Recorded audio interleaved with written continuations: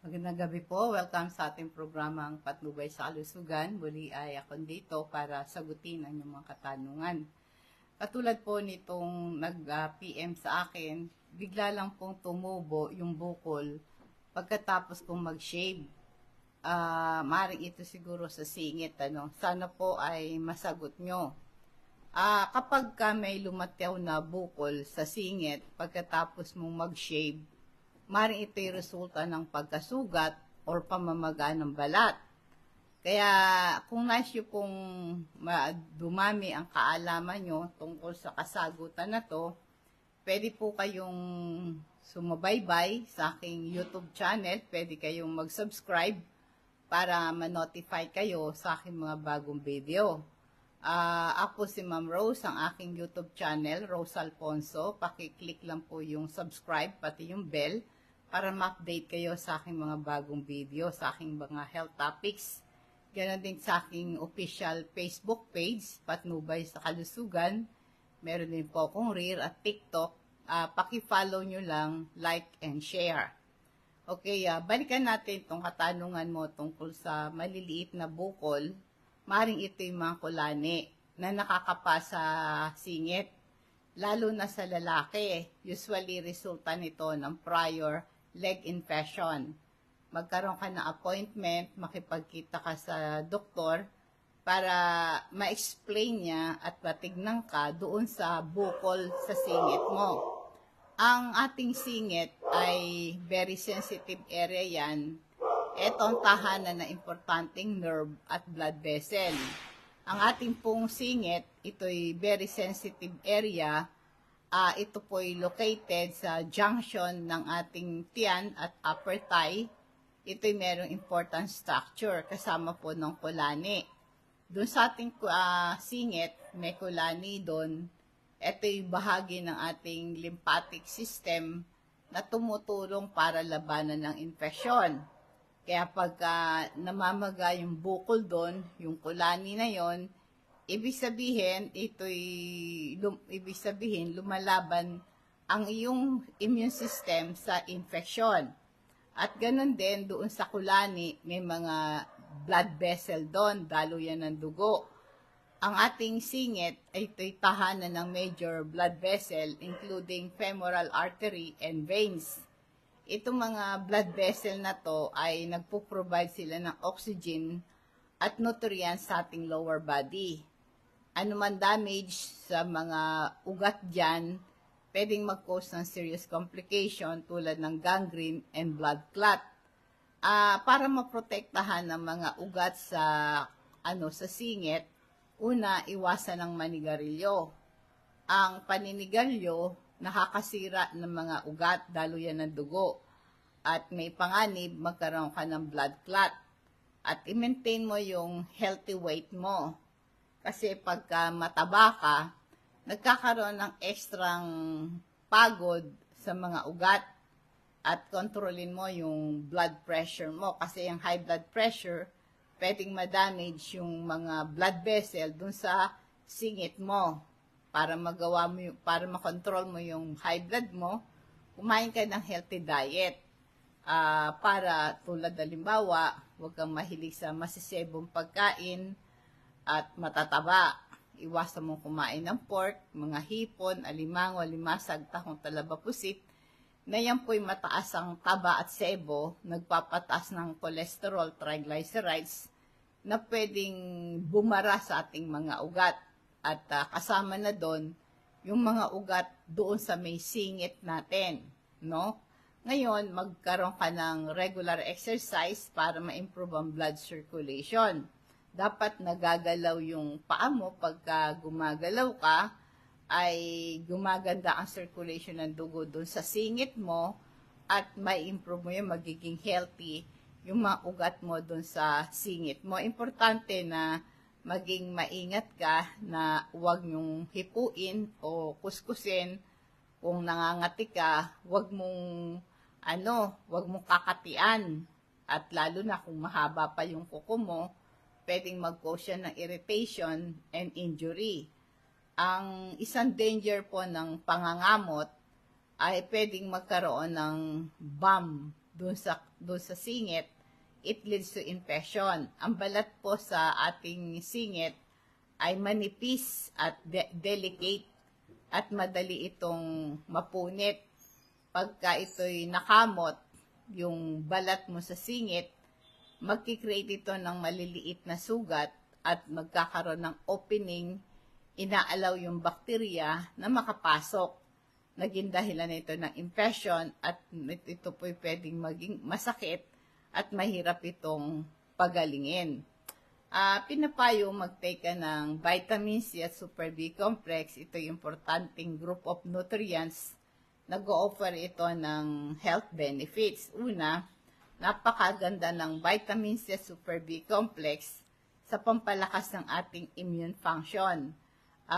Mataas ang production ng white blood cells na panlaban sa infection at ang vitamin C tumutulong sa production ng collagen. Ito'y protein, nagbibigay ng strength at flexibility sa ating buto, sa ating balat, sa ating ugat, sa ating muscle, tendon, and ligaments. At nagpo-provide ito ng structure, support, and elasticity. Ang collagen, ito'y involved sa pagpapagaling ng sugat, sa blood clotting, and immune system. Napakahalaga nito sa pag-maintain ng ating healthy skin, hair, and nail. Habang nagkakaedad tayo, lesser na lang ang pinuproduce nating collagen. Kaya nagkaka-wrinkles tayo, nagsasag yung ating balat, at ibang sign ng aging. Ang Super B complex at vitamin C, it keeps us alive, including yung growth and repair and reproduction and energy production. At tumutulong po itong nutrients na itong supplement na to pag-deliver o pagta-transport ng nutrients at pag-unleash ng mga waste product sa ating katawan. At ito rin po tumutulong ang vitamin C Super B complex sa ating memory, mood, and learning. Nagpapalakas ito ng ating katawan panlaban sa sakit. Kaya ito po pang-avoid ng stomach upset. Kaya ito pong cell nagpo-produce ng waste product tulad ng carbon dioxide and ammonia na dapat itong matanggal sa ating selula. Yan ang nagagawa ng vitamin C at Super B complex. Mag-take ka nito, sabay mo pag-take nito 30 minutes bago ka mag-almusal once a day. Ang isa pang danger pag kinakamot mo yung itong singit, no? Hindi lang yung blood vessel lang madadamage, pati yung nerve. Pwedeng mag-cause ito ng pain, numbness, at parang tinutusok-tusok ng karayom. Ang isang serious problem nito, pwedeng magkaroon ng erectile dysfunction or infertility. Yung damage sa mga ugat, pwedeng mag-cause ng pain and swelling and discoloration sa singit. Sa maraming kaso, it leads to blood clot na pwedeng mag-travel sa ating bloodstream, magkaroon ng serious komplikasyon na tulad ng stroke and heart attack. Kaya nga po yung pagkamot, no? Tapos yung pagkakaroon ng bukol sa singit ay pwedeng ma-damage yung nerve at blood vessel. Nagiging dahilan ng makakaramdam ka ng sakit, kirot, pamamanhid. At ito po ay nararamdaman, kaya ingatan mo yung singit mo. Paalala po sa lecithin, ang lecithin po natin, tumutulong ito sa pag-improve ng ating memory. Improve yung ating learning and attention and concentration. At nagpo-protect sa brain from damage, para hindi ka maging ulyanin, maiwasan ng dementia and Alzheimer disease. Mag-take tayo ng lecithin. Nakita nila yung pagtaas ng cholesterol, nagkukos din ito ng pagbabara ng ugat sa brain. Kaya pag tumaas ang cholesterol mo, apektado din po yung utak natin, nagiging dahilan nito ng poor memory. Malaki nga itutulong po yung lecithin sa ating memorya. Yung calcium magnesium naman, pagkakaroon ng strong bones para sa muscle contraction and relaxation. Pang-iwas sa pulikat, ang calcium, magnesium, tumutulong sa production ng serotonin. Ito neurotransmitter para ma-relax yung isip at katawan mo para madali kang makatulog. At ang calcium, magnesium, ito'y tumutulong sa production ng melatonin, hormone na pampatulog. Available yan sa patnubay. Alam mo, pagka na-damage yung mga blood vessel doon sa ating singit, pwede itong mamaga, no? At pwede itong mag-cause ito ng pamamanhid, no? Kaya iwasan, ito yung mga tips para ma-prevent, ma-damage yung nerve at blood vessel sa singit. Iwasang kamutin. The best to prevent damage sa nerve and blood vessel, panatilihin mong malinis ang singit mo at dry. Kailangan pagka naliligo ka, sabunin mong mabuti yung singit. Iwasan mong i-rub. Basta smooth lang. Gagamit ka ng soft na towel, no? Para maiwasan na mairita, maiwasan magkaroon po ng sugat, at magkaroon po ng bukol. Tandaan nyo po, to prevent infection, para maiwasan yung damage sa nerve and blood vessel, panatilihin natin malinis yung ating singit. Basta pag naligo ka, bago matulog sa gabi, hugasan mo ng tubig at sabon yung singit mo. At dapat 2 beses ka nagpapalit ng underwear at magsuot ka ng loose-fitting clothing para ma-prevent yung friction at irritation. At ang gagamitin mong underwear, cotton na ang gagamitin mo. Kung nakakaranas po kayo ng kirot at numbness, swelling at discoloration ng iyong singit, maring ito sign ng nerve and blood vessel damage. Kaya kung meron kayong concern sa bukol sa inyong singit, importante na pa-check up ka sa doktor para ma-examine yung bukol, ma-determine yung sanhi, at mag-recommend sila ng treatment. Kaya pagka kayo ay nag-shave, sabi mo nga, pagkatapos mo nag-shave, ay nakakapa ka na ng bukol. Kaya pagka nag-shave ka, kailangan po nito ay iwasan mo yung yung kailangan matalim yung razor, no? Kasi yung pagka mapurol ay mangyayari, meron pong buhok na napuputol lang. Tapos meron naiiwan na maliit, kaya meron tinatawag na ingrown, no? Kapag merong hair growth, kaya ngayon, pag nagkaroon ka ng ingrown hair na ingrown, ito po ay nagiging makapal at curly, kaya ito po ay itinatawag na ingrown hair. Kaya pagka ito'y nag-curl, ito'y lalong nakakairita sa balat mo. Kaya po panatilihing malinis, tuyo ang singit mo, iwasan ang pagkamot o pagpiga sa bukol, maglagay kayo ng malimig na compress sa apektadong lugar. Umari makatulong ito para mabawasan ang pamamaga at pangangati. Yung cold compress can be effective in reducing inflammation and pain.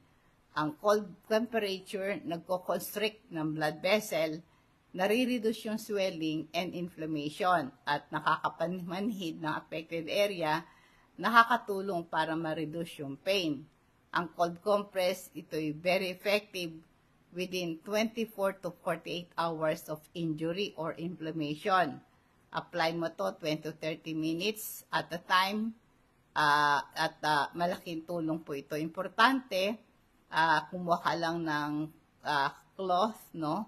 Maglagay ka doon ng ice, i-wrap mong mabuti, tapos wag mong i-direct contact yung ice sa balat mo. Kailangan yung yelo, nakabalot yan sa cloth. Gumamit ka ng mga antibacterial or anti-inflammatory cream or lotion kung nagkaroon po ng sugat yung singit mo. Iwasan ng pagkalikot sa iyong bukol. Huwag mo pipisain, huwag mo didiinan.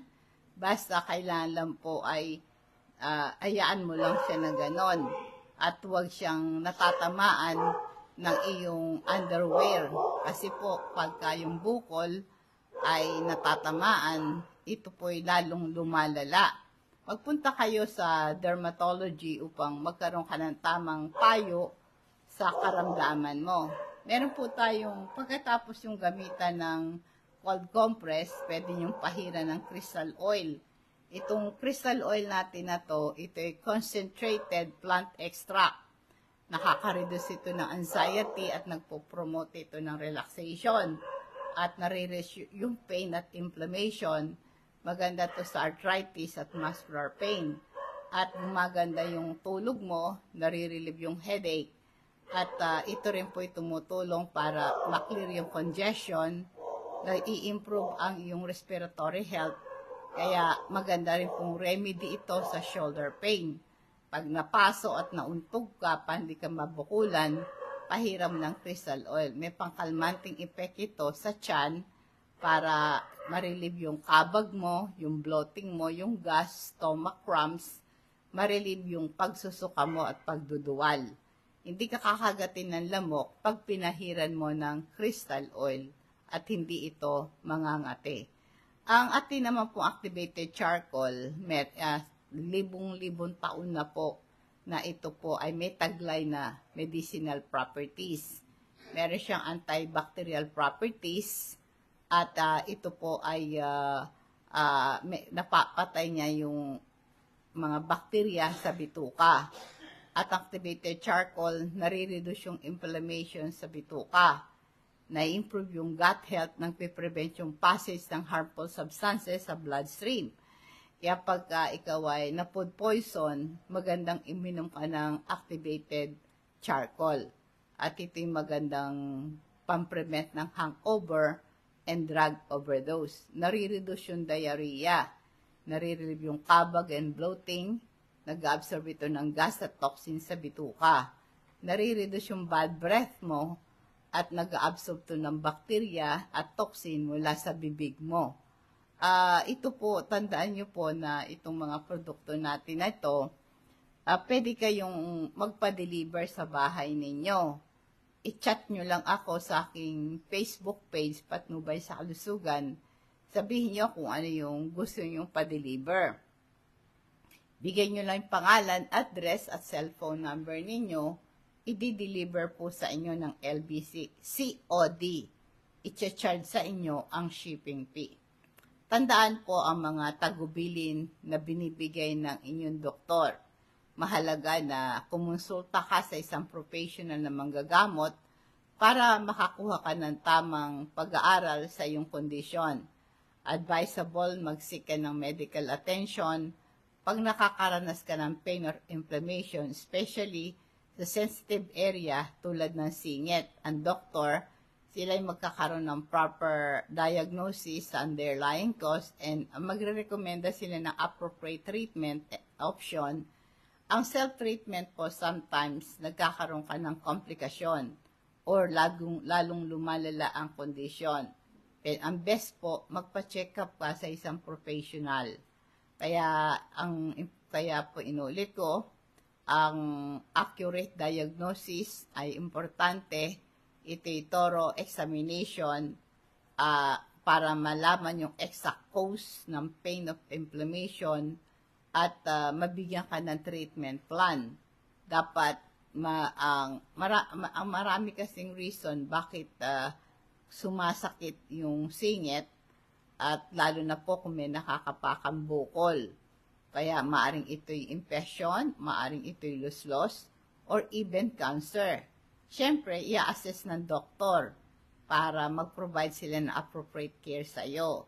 Mga effective treatment, siyempre magre-recommenda ng antibiotic for infection, yung pain medication pag masakit, and surgical intervention sa hernia kung hernia yon.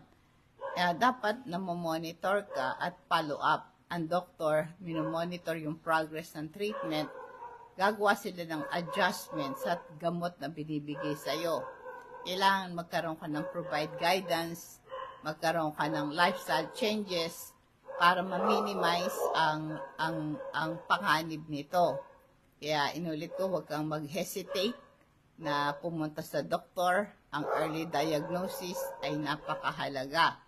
Ang omega-3 fatty acid po ay nagkukos ito ng heart problem at nagkukos ito ng bara sa ugat, sa brain at sa heart. Pagka po bumara yan, pwedeng mag-cause ito ng heart attack at stroke. Ang ating omega-3, meron siyang anti-inflammatory properties.